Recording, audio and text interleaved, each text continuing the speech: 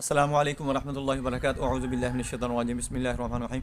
आज मैं आपको बताऊंगा मेडिकल बजट। हमारा जो मेडिकल बजट है, हमारा जो अद्वियात के मुताल्लिक हमारा व्यू है, सोचने का जो हमारा मामला है, या हम इसको प्रेफर नहीं करते, इसका हमें नुकसान क्या होता है, इसका बेनिफिट क्या होता है, ये सारी बातें बताऊंगा। पूरी वीडियो देखें, आपको बहुत ज़्यादा फ़ायदा होगा। मैं आपको कुछ टिप्स कुछ ट्रिक्स भी बताऊंगा कि जो आपको सेहतमंद रहने के लिए, जवान रहने के लिए ज़रूरी हैं, जो आपको बहुत ही मुआवन साबित होंगे, आपके लिए बहुत ही हेल्पफुल होंगे।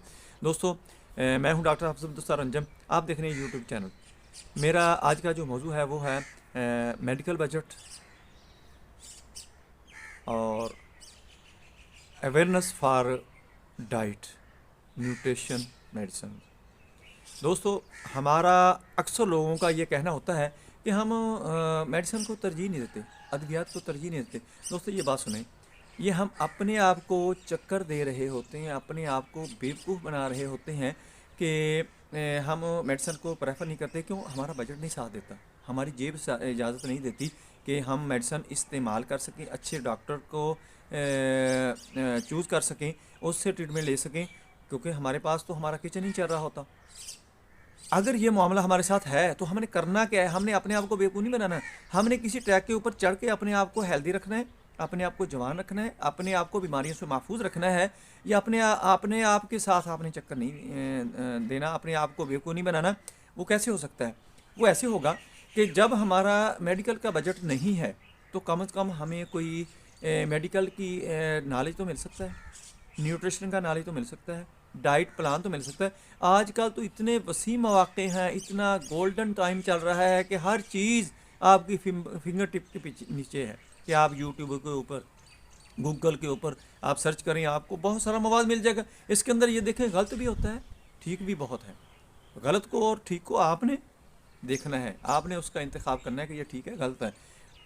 टोटकों के पीछे पढ़ना नहीं है आपने, पढ़े लिखे पीछे बंदे के पीछे जाएं, पढ़े लिखे समझदार बंदे के और मुखलस बंदे के पीछे जाएंगे तो आपको नॉलेज मिलेगा। अगर आप गलत किस्म के बंदे के हत्थे चढ़ जाएंगे तो फिर वो टिप्स एंड ट्रिक्स के पीछे रहेंगे, अपनी सेहत भी बर्बाद करेंगे और उसको भी बाद में गालियां देंगे। लेकिन जब आपकी सेहत ख़राब हो जाएगी तो फिर आप उसको गालियां भी निकालेंगे तो क्या फ़ायदा होगा? नुकसान तो अपना ही होगा, ज़बान तो अपनी ही गंदी होगी, टेंशन आपकी क्रिएट होगी, आपको ज़हनी तौर पर कोफ्त होगी।